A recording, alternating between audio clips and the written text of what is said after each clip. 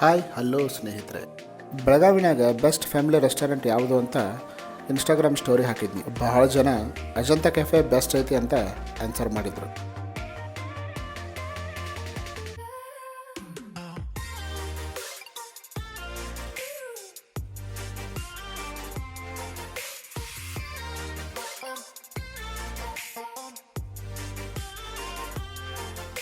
ನಾನಿವತ್ತು ಅದೇ Ajanta ಕೆಫೆಗೆ visit ಮಾಡಿದ್ನಿ.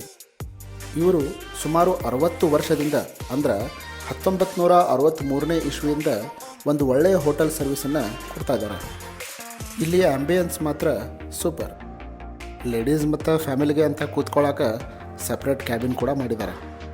Restaurant ಅಂತೂ ತುಂಬ ಹೈಜಿನಿಕ್ ಆಗಿ ಮೇಂಟೈನ್ ಮಾಡಿದ್ದಾರೆ.